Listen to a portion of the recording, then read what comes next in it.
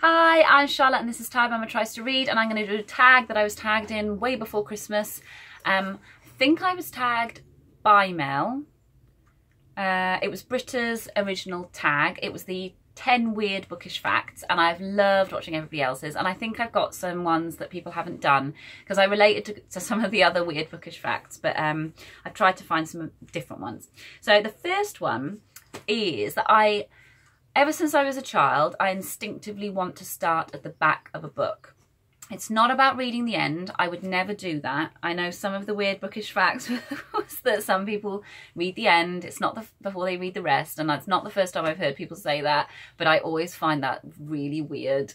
I love you all, the ones who said that happens, but that is so weird. No, I feel like the start should be at the back. I do it, obviously with a book I can't do that. But with a magazine, for example, I will start at the back, or a newspaper, I will start at the back and I will work my way to the front. And I don't know why it is. I've kind of put it down to a past life where maybe I was from Japan or something like that. I don't know.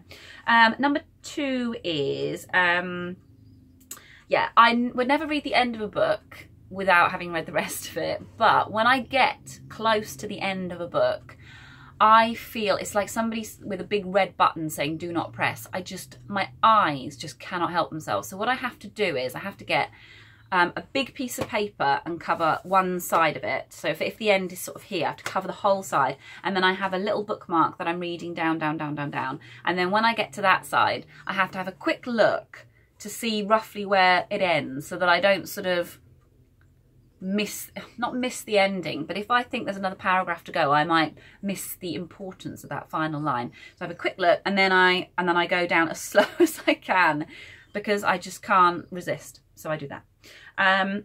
Number three, I can visualize roughly what side of the page and where on the page a certain passage is if somebody talks about it to me later.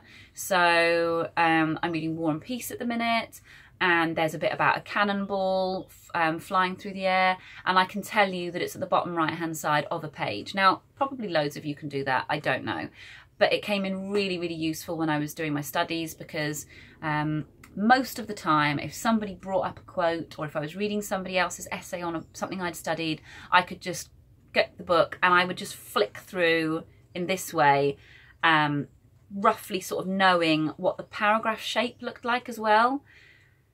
It just made it easier. I don't know whether that's a skill that I picked up during my studies or whether I always had it or whether everybody has it, but it's just something that I do. Yeah, 4. Aside from children's audiobooks as a child, I have never listened to an audiobook, and I don't think I ever will. I know this is an unpopular opinion to have, probably. Loads of people I massively respect love audiobooks and good on them, but I'm just not. I don't think I'd be able to listen and take it in. I mean, when you're reading, you can gloss over things without realising, but I certainly think listening to an audiobook, I would do that. And for me, the pleasure is in the printed word. I'm not sure why I feel like that, and maybe you can say I can't really have an opinion on that because I've not listened to an audiobook as an adult. I just don't think it's for me, so probably won't happen. 5. You all know this, but I wrote this list before Christmas. So I own many books by the same author, even when I haven't read any of that author's books. Why do I do it? So this is definitely something that I've talked about before, and a lot of you guys have said that you do the same thing, and this is the year I'm going to change that. So even though that's my 0.5, hopefully it won't exist after this year. 6. When I had 4,000 odd books, I had lots of duplicates. So I don't know if you guys have done this, if your libraries are out of control. But I've actually done it quite recently.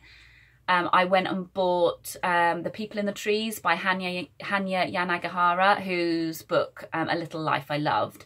And yeah, even though I loved the book A Little Life, when I saw The People in the Trees in a secondhand bookshop, I just completely didn't take in the name at all, bought it, and then when I saw on the internet that Yanagihara had another book that she had written before, I'm pretty sure she had written before, I was like, oh, I've got to have that, and the cover was totally different, so I bought it again. I mean, that's just the tip of the iceberg. I have had, I think 3 is probably the most I've had of the same book. When I've moved house is when I've noticed. Yes. 7. This is I think this is quite unusual. I can read in the car or on the bus. Obviously, I'm not driving at the time. I can't drive. So I can read in the car, no problem, for like an hour. I can put it down. Sometimes I will feel a little bit pasty after an hour. So I'll put it down, have a drink of water in the back seat, and then I'll pick it up again. I can read on the bus for hours. I used to travel back and forth from Swansea to Eastbourne all the time, and I can read on the bus for hours. I can easily read on the train, but I think a lot of people do that. I don't know why I can do it, but I just don't feel ill. Number 8, I can read in noisy situations for the most part. So I can read if the television is on. I can read if there's music on. And it's something I've learnt. It's not, you see, when you're on a bus or something like that, it's background noise, so it's not as interfering. But when it's in the room with you, I think it can be quite invasive. But I have learnt to do it. And I think part of it is being on trains, which are much quieter than buses. And there's always somebody who's listening to their music. And it's so loud that you can just hear every single bit of the music. Oh, God, the amount of times I wanted to sit next to the person doing that and just open my book and just read it aloud to their face and say, that is what it's like for me trying to read this book. I never did it. I wish I had. Never did it. So yeah, I can pretty much for the most part read with anything going on around me. But I don't enjoy the book as much when that happens, obviously.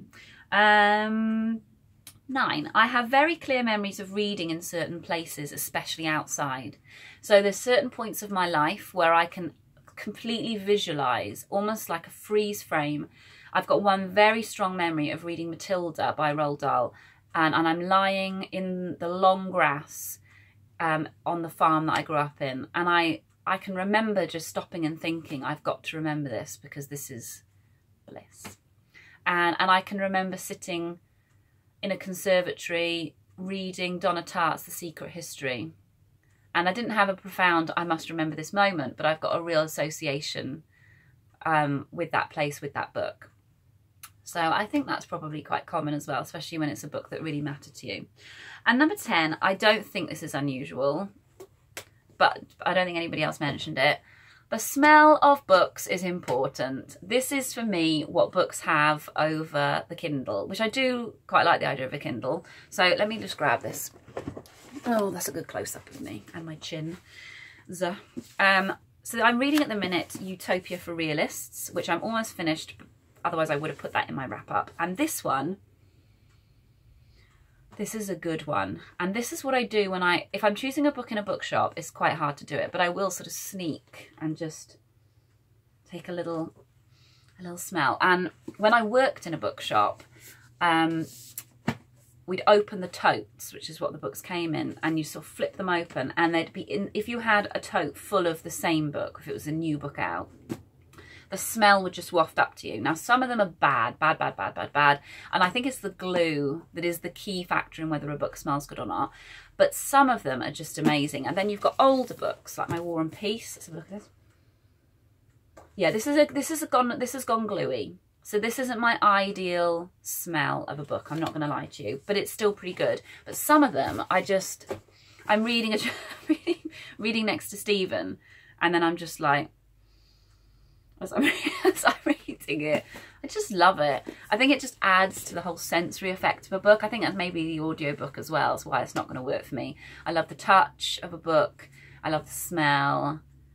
Yeah, there we go. That's 10 facts.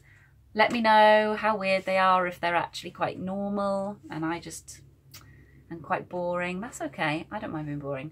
And I will see you soon. Bye.